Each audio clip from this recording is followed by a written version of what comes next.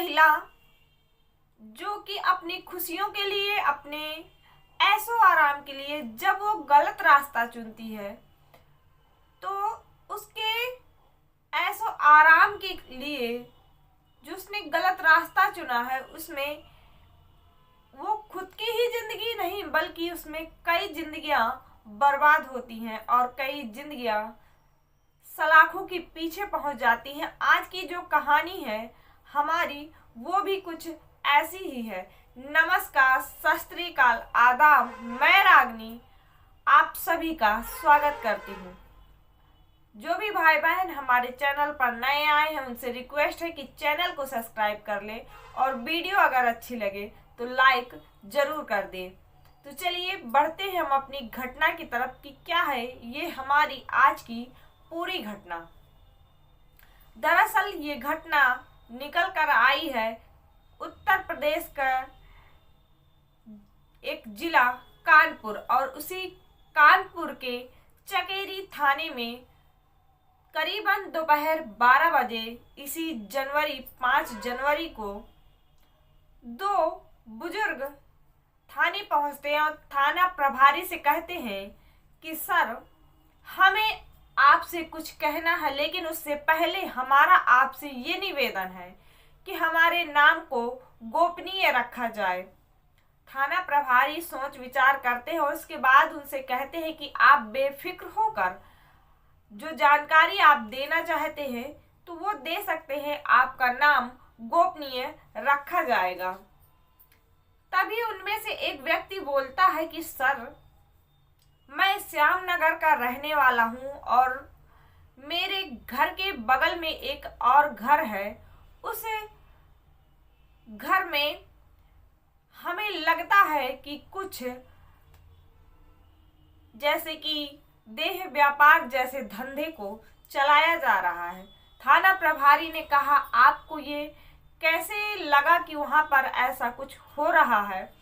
बुजुर्ग ने कहा कि सर, वहां पर दिन में तो कोई नहीं ज्यादा आता, लेकिन शाम होते ही कई व्यक्ति, कई लड़कियां वहां पर आती हैं और सुबह होते ही वहां से वो चली जाती हैं। ये कई महीनों से ऐसा वहां हम देख रहे हैं। और वो जो घर है वो तो अजय सिंह नाम के व्यक्ति का घर है, लेकिन वो वहां पर नहीं रहता।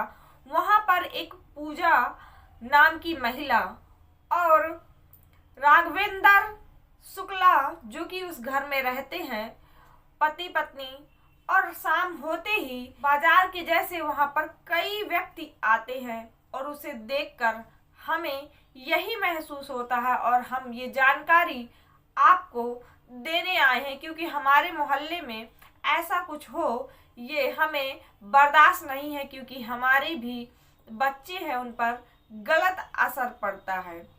थाना प्रभारी कहते हैं कि अगर ऐसी कोई बात है तो आप बेफिक्र होकर घर जाइए, हम इसकी पूरी जांच पड़ताल करेंगे और अगर ऐसा कुछ वहां पर हो रहा है तो उनको जरूर पकड़ा जाएगा।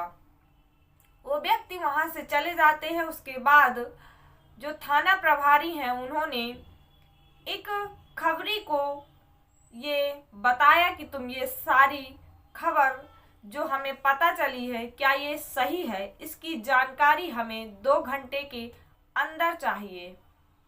खबरी जाता है और ये सारी जानकारी लेता है, पता करता है, आस पड़ोस से देखता है और उसके बाद फिर से वो थाना प्रभारी के पास आता है और वो आने के बाद इस बात की पुष्टि कर देता है कि जो व्यक्ति अभी आपको पहले बताकर गए हैं वो यकीनन सत्य है। थाना प्रभारी ने एक टीम गठित की। करीबन रात को 8 से 8:30 के बीच उस मकान में छापा मार देते हैं।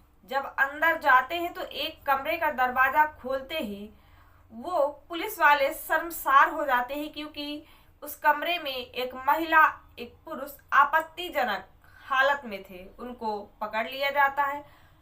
दूसरे रूम में जाते हैं तो कुछ लड़कियां जो सज संवर कर बैठी थी किसी का इंतजार कर रही थी।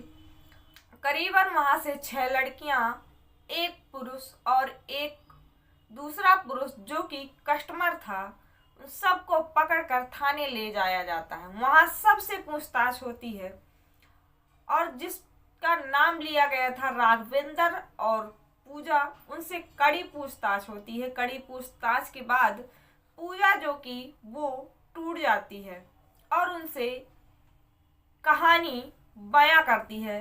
पूजा जो कि मूल रूप से उन्नाव जिले के अंतर्गत बेहटा गांव की रहने वाली थी। पूजा के भाई बहन और भाई बहनों में ये सबसे बड़ी थी पूजा और पढ़ने लिखने में काफ़ी ठीक थी। जब ये धीरे धीरे बड़ी हुई और कॉलेज में इसका एडमिशन हुआ तो वहीं पर पढ़ने वाले एक लड़के जिसका नाम उमेश था, इससे प्रेम प्रसंग चलने लगा। धीरे धीरे ये जो पूजा थी वो उमेश से ही नहीं कई और अन्य लड़कों से उनसे बात करती और उनसे मिलती भी, और ऐसे इसके एक नहीं कई सारे बॉयफ्रेंड बन गए। अब इसकी खबर धीरे धीरे उसके पिता को लगी, क्योंकि जो ये कर रही थी उसका असर इसकी 2 छोटी बहनें थी उस पर भी पड़ रहा था। जब पिता को पता चला तो उन्होंने पूजा को बहुत समझाया और उससे कहा कि आगे ऐसी गलती ना हो, क्योंकि 2 छोटी बहनें हैं, वो भी बहन के ही रास्ते पर चल रही थी। लेकिन पूजा कहाँ ही समझने वाली थी। एक बार पिता ने समझाया, 2 बार समझाया, लेकिन जब पिता समझा समझा कर थक गए तो उन्होंने ये फैसला किया कि हम पूजा की शादी कर देंगे और ये अपने ससुराल चली जाएगी। अब पूजा के पिता पूजा के लिए रिश्ता ढूंढना शुरू कर दिए। उन्हें एक लड़का मिला जो पास के ही चमन गांव का रहने वाला था और उसका नाम राघवेंद्र शुक्ला था और उसके पिता का नाम था अजय शुक्ला। जो कि राघवेंद्र शुक्ला था वो कोई कामकाज नहीं करता था, दिन भर घर में पड़ा ही रहता था, ना तो वो खेती किसानी करता था। ये जानते हुए भी पूजा के पिता ने पूजा की शादी राघवेंद्र शुक्ला से कर दी। शादी होने के बाद जब पूजा ससुराल गई तो कुछ दिन तो ठीक रहा, फिर कुछ दिनों बाद इनके बीच लड़ाई झगड़े शुरू हो गए और जब जब पूजा अपने गांव यानी मैके आती तो अपने जो पुराने उसके दोस्त थे उनसे मिलना जुलना ये शुरू कर देती थी। जिस बात की खबर इसके ससुराल वालों को लगी और उन्होंने भी पूजा को बहुत समझाया, लेकिन पूजा नहीं मानी और उल्टा ससुराल वालों को ही धमकी दे दी कि अगर तुम लोगों ने मुझे ज़्यादा परेशान किया तो मैं दहेज प्रथा लगा दूंगी और जिससे तुम्हारी सबकी बदनामी होगी और जो जेल जाना पड़ेगा वो सो अलग। तो इस डर से घर वालों ने चुप्पी साध ली। राघवेंद्र जो कि ना तो पहले से कुछ कमाता था और ना ही उसको कमाने में काम करने में उसका मन लगता था, तो उसने भी अपने हाथ खड़े कर लिए, क्योंकि पूजा ना तो उसकी देखभाल करती थी और ना ही उससे ज़्यादा मतलब रखती थी। धीरे धीरे लड़ाई झगड़े काफ़ी बढ़ने लगे। पूजा के ससुराल वालों ने पूजा को घर से बाहर निकाल दिया। पूजा अपने पति राघवेंद्र के साथ कानपुर के केदवई नगर में एक कमरा लेकर रहने लगी, जो कि पूजा छोटी मोटी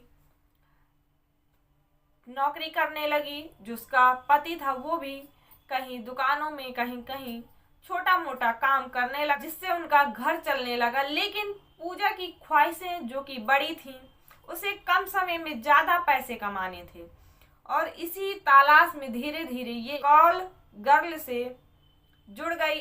धीरे धीरे उसी व्यापार में ये उतरती गई, क्योंकि इसे पैसे की ज़रूरत थी और ये जवान खूबसूरत थी। तो ये कम समय में ज़्यादा पैसा कमाने की लालच जो कि ये काम करने लगी। धीरे धीरे जब काम इसने काफ़ी दिन किया तो ये काम को सीख गई। सीखने के बाद इसने अपना अलग धंधा शुरू कर दिया। इसने अपने काम में कई लड़कियों को जोड़ा जो कि उसकी तलाश होती थी, ऐसी लड़कियों की जो कि मजबूर हों, नौकरी की तलाश में हों और गरीब हों, और धीरे धीरे उनको देह व्यापार के धंधे में उतार देती थी। कुछ समय बीतने के बाद राघवेंद्र ने भी अपने हाथ खड़े कर लिया जो कि उसी काम में पूजा का हाथ बटाने लगा, जिससे इनके सारे शौक पूरे होते, काफी पैसे भी आते। और ये पूजा जो कि स्थायी ऑफिस नहीं रखती थी, एक जगह काम नहीं करती थी, कहीं साल भर किसी दूसरे मोहल्ले में, फिर उसके बाद किसी दूसरे में, कानपुर के अलग अलग ये मोहल्लों में ऐसा करती थी। साल भर पहले ये जो कि पूजा जो कि चकेरी थाने के अंतर्गत श्यामनगर आता है, वहीं पर इसने 15,000 रुपए में अजय सिंह का जो कि मकान लिया, जो कि वो यहाँ नहीं रहता था, और वो उस मकान में धीरे धीरे अपने देह व्यापार के धंधे को चलाने लगी, जिसकी खबर पुलिस वालों को लगी और पुलिस वालों ने इनको पकड़ लिया। अब जब ये वहां से पकड़ी गई थी तो इनकी 2 छोटी बहनें थी जो वो भी पकड़ी गई थी। अब उनके बारे में भी पूछताछ हुई तो उन्होंने बताया कि उनकी भी शादी हो चुकी थी, लेकिन उनके घर की भी माली हालत ठीक नहीं थी। लेकिन जो पूजा थी अब वो ऐसो आराम से रह रही थी, काफी पैसे थे उसके पास। तो इन दोनों ने बहनों ने भी पूजा से कहा कि तुम जो भी करती हो वो हमें भी करना है। जब तक इन दोनों बहनों को नहीं पता था कि पूजा क्या काम करती है। जब धीरे धीरे पूजा ने उन्हें बताया, अपने काम में उनको उतारा, तो उनको पता चला कि पूजा आखिर करती क्या है। लेकिन वो भी मजबूर थी और अपने पतियों को लेकर कानपुर वो भी आ चुकी थी। वो भी इसी काम में लग गई थी और उनको भी काफी पैसा मिल जाता था, जिससे उनको कोई ऐतराज नहीं था इस काम से। और उन्हीं में से एक लड़की थी जिसका नाम नेहा था, जो कि देखने में खूबसूरत, और जब उससे पूछताछ हुई तो बताया कि सर वो नेहा मूल रूप की कानपुर की ही रहने वाली थी, लेकिन वो पूजा के झांसे में आई इसलिए क्योंकि उसे काम की तलाश थी, उसके पिता बीमार थे और उसे पैसे की ज़रूरत थी। नौकरी की तलाश में इधर उधर भटक रही थी और उसकी मुलाकात पूजा से हुई। पूजा ने उसको बहला फुसला कर इस काम में उतार दिया और पैसे की मजबूरी की वजह से वो ये काम करने लगी। इस तरीके से पूजा ने कई लड़कियों को अपने साथ जोड़ा इस काम में, और सारी लड़कियों की जानकारी लेने के बाद पुलिस वालों ने सारे गिरोह को पकड़ लिया।